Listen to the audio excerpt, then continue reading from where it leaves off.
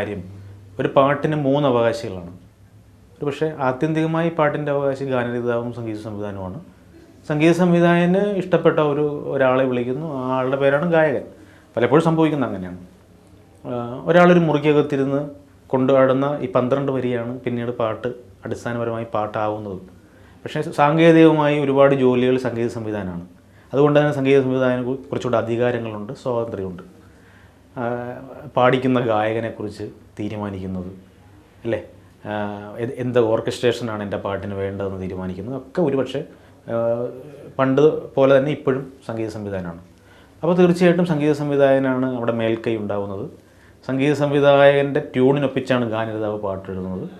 അപ്പോൾ പിന്നെ വരി ശരിയല്ല എന്ന് പറയുന്ന പോലെ തിരിച്ചങ്ങോട്ട് മ്യൂസിക് എനിക്ക് ഇഷ്ടപ്പെട്ടില്ല എന്ന് ഒരു ഗാനരചയിതാവ് ഇതുവരെ പറഞ്ഞിട്ടില്ല. അങ്ങനെ പല കാരണങ്ങളുണ്ടാവും. സംഗീത സംവിധായകനാണ് ജോലിയും കൂടുതൽ. പിന്നെ ഗാനരചയിതാവ് രംഗത്ത് വരാത്തൊരാളാണ്, എഴുതി കഴിഞ്ഞതിന് ശേഷം മറ്റെവിടെയോ മാറുന്ന ഒരാൾ. അതുകൊണ്ട് തന്നെ ഗായകർ പോലും ഇന്ന സംഗീത സംവിധായകൻ്റെ പാട്ടാണെന്നൊന്നും പറഞ്ഞാണ് പാടുന്നത്. ഗായകർക്ക് പോലും നേർപാതിയായ മറ്റൊരാളെ ഓർമ്മിക്കാനോ ധ്യാനിക്കാനോ ഉള്ള ഭാഗ്യമില്ല. അത് ആരും ആവട്ടെ, അക്ഷരം എഴുതിയ ഒരാൾ. അപ്പോൾ തീർച്ചയായിട്ടും സംഗീത സംവിധായകനും ഗായകനേക്കാളുമൊക്കെ ഔന്നത്യത്തിൽ പണ്ടെത്തിയിരുന്ന ഗാനരചയിതാവ് ഇപ്പോൾ അപ്രസക്തനാണ് എന്നുള്ളത് ഒരു സത്യസന്ധമായൊരു വിവരണം തന്നെയാണ്. പലരും അത് പറയാറില്ല. അല്ല, പലപ്പോഴും സ്വാതന്ത്ര്യം നമുക്ക് ലഭിക്കാറില്ല. സിനിമയുടെ വലിയൊരു ലോകത്ത് നമ്മുടെ അഭിപ്രായങ്ങൾക്കും സ്വാതന്ത്ര്യത്തിനും പ്രസക്തിയില്ലല്ലോ എന്ന് ഓർക്കുമ്പോൾ നമ്മളതിൽ വല്ലാതെ സങ്കടപ്പെടാറുമില്ല. പക്ഷേ വേറൊരു കാര്യം, നമ്മൾ ഈ 12 വരി എഴുതുന്ന, അല്ലെങ്കിൽ ഇവരിട്ട് ലഭിച്ച ഈ മ്യൂസിക്കിനൊപ്പിച്ച് 12 വരി എഴുതുന്നതിനപ്പുറം ഇവരെ പോലെയൊക്കെ ജീവിതം അനുഭവിക്കുകയും വായിക്കുകയും സങ്കടപ്പെടുകയും ഒക്കെ ചെയ്ത ഒരാളാണ്. അവരുടെ കൂടി അനുഭവങ്ങളും അവരുടെ കൂടി ചിന്തകളുമൊക്കെ ഷെയർ ചെയ്യുമ്പോൾ അതിനൊരു പൊലിമയുണ്ടാവും എന്ന് ചിന്തിച്ച് കൂടെ കൂട്ടുന്നവർ കുറവാണ്. സാധാരണ ഒരു പാട്ട് മതി എന്ന് തീരുമാനിക്കുകയും ആ പാട്ട് എങ്ങനെ വേണമെന്ന് ആത്യന്തികമായി സംഗീത സംവിധായകൻ പലപ്പോഴും തീരുമാനിക്കുകയും സംഗീത സംവിധാനം ഇഷ്ടപ്പെട്ട ഒരാൾ ഗാനരചയിതാവായി മാറുകയും, അതാണ് പണ്ട് തൊട്ടേ സംഭവിക്കുന്നത്. അങ്ങനെയാണ്. സംഗീത സംവിധാനം ഇഷ്ടപ്പെട്ട ഒരാളാണ് പലപ്പോഴും ഗാനരചയിതാവ്. പക്ഷേ ഗാനരചയിതാവിനെ ഇഷ്ടപ്പെട്ട ഒരാൾ സംഗീത സംവിധായകനാകുന്ന ചരിത്രമൊന്നും ഇതുവരെ വയലാർ തൊട്ടിങ്ങോട്ട് ഉണ്ടാവാത്ത സ്ഥിതിക്ക് അത്തരം കാര്യങ്ങളിലേക്കൊന്നും അഭിപ്രായം. പക്ഷേ സിനിമ ഒരു സാധ്യതയാണ്, വലിയൊരു സാധ്യത, പുണ്യമാണ്. നമ്മൾ അതിലേക്ക് എത്തിയത് കൊണ്ടാണ് നമ്മളിങ്ങനെ സംസാരിക്കുന്നതും എന്നെ തിരിച്ചറിയുന്നതും എൻ്റെ ചെറിയ ജീവിതം നിങ്ങൾക്ക് ബോധ്യപ്പെടുന്നതും ഒക്കെ. അല്ല, സാഹിത്യം, എഴുതപ്പെടുന്ന സാഹിത്യത്തിന് അപജയം ഉണ്ടായിട്ടുണ്ട്, യാഥാർത്ഥ്യമാണ്. എങ്കിലും നമ്മൾ തിരിച്ചറിയാൻ പാടില്ലാത്ത മഹാപ്രതിഭാശാലികളായ എഴുത്തുകാർ ഒത്തിരി പേരുണ്ട്. ഇപ്പോൾ സന്തോഷ് എച്ചിക്കാനം, സുസ്മേഷ്, അങ്ങനെ ഒത്തിരി പേരെടുത്ത് പറഞ്ഞാൽ ഒത്തിരി പ്രതിഭാശാലികൾ. അവരുടെ ബുക്കുകൾ നല്ലപോലെ വായിക്കുന്നുമുണ്ട്. നമ്മൾ കാണുന്ന ഈ സിനിമയ്ക്കും അപ്പുറത്ത് വളരെ ധൈഷണികമായൊരു ലോകമുണ്ട്.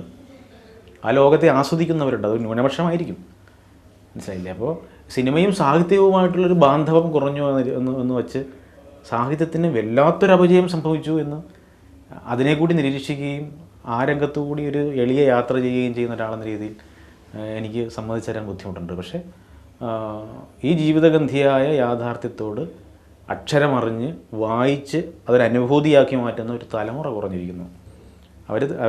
അതാണ് ഈ ചുറ്റുപാടുകളെ വായിക്കുക. ചുറ്റുപാടുകളെ വായിച്ചുകൊണ്ടാണ് നമ്മൾ ബുക്കിലേക്ക് കടക്കുന്നത്. ചുറ്റുപാടുകളെ വായിക്കാൻ കഴിയുന്നില്ല.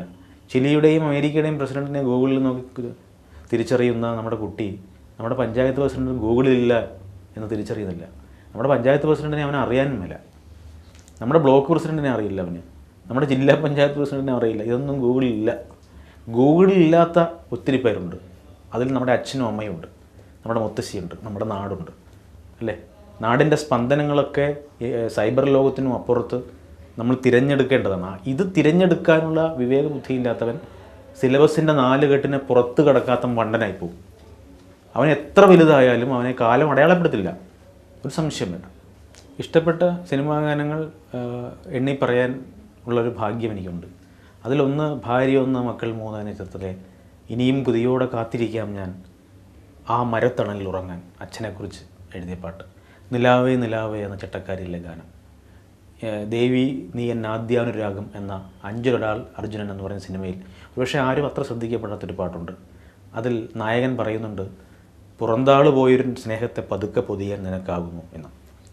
എൻ്റെ പുറന്താൾ പോയ സ്നേഹമാണ്. 40 വയസ്സ് കഴിഞ്ഞ നായകൻ 18 വയസ്സുകാരി നായികയോട് പറയുകയാണ്. ഇതൊക്കെ ഒരു പക്ഷേ പ്രണയം വല്ലാത്ത ആർദ്രമല്ലാത്ത നായകൻ കാലത്തോട് പറയുന്ന അതാണ്. അങ്ങനെ ഒത്തിരി നല്ല പാട്ടുകൾ എഴുതാനുള്ള അർത്തുങ്കലെ പള്ളിയിൽ ചെന്നിട്ട് ഈശോയെ കണ്ടിട്ട് നോശാന പാടാം എന്ന പാട്ടിലൂടെ എനിക്കെൻ്റെ അർത്തുങ്കൽ പള്ളിയെ, എൻ്റെ വീടിൻ്റെ അടുത്ത പള്ളിയെ അടയാളപ്പെടുത്താൻ കഴിഞ്ഞു. അർത്തുങ്കൽ പള്ളിയിൽ പെരുന്നാൾ കൂടുവാൻ ഒരു നല്ല കോളുതാ കടലമ്മേ എന്നെഴുതിയ മഹാകവിയുടെ നാട്ടിൽ ജീവിച്ചൊരു മണൽത്തരിക്ക് ഇത് അടയാളപ്പെടുത്താൻ കഴിയുക എന്നുള്ളത് സിനിമയിൽ, സമകാലിക സിനിമയിലെ ഒരു ഭാഗ്യമല്ലേ. അങ്ങനെ ഒരുപാട് ഗാനങ്ങളുണ്ട്. പ്രിയൻ സാറിൻ്റെ പടത്തിലെ ചെമ്പകവല്ലികളിൽ തുളുമ്പിയ ചന്ദന മാമഴയിൽ, മല്ലു സിംഗിലെ പാട്ടുകൾ, കാക്കാമലയിലെ എന്ന പാട്ട്, കാക്കാമലയിലെ എന്ന പാട്ടിൽ കന്നിമടന്തേ എന്നൊരു പ്രയോഗമുണ്ട്. കാവാലം കവിതകളിൽ സമൃദ്ധമായ ആ കന്നിമടന്തേ കാവാലൻ സാറിൻ്റെ അനുവാദത്തോടുകൂടി ഞാൻ സിനിമയിലേക്ക് ഉപയോഗിച്ചു. ഇത്തരം കാര്യങ്ങളൊക്കെ കാലം ശ്രദ്ധിക്കുമെന്നാണ് എൻ്റെ വിശ്വാസം സിനിമയിലായതുകൊണ്ട്. തീർച്ചയായിട്ടും എനിക്ക് എക്കാലത്തും ഈ നദി ഒഴുകിക്കൊണ്ടിരിക്കുകയാണ്, കുളത്തെ പോലെയല്ല അല്ലേ. കുളം കളിയാക്കുമെങ്കിലും നദി ഒഴുകി തീർന്നു പോകും, പക്ഷേ അത് കടലിലൊഴുകിയാണ് തീരുന്നത്.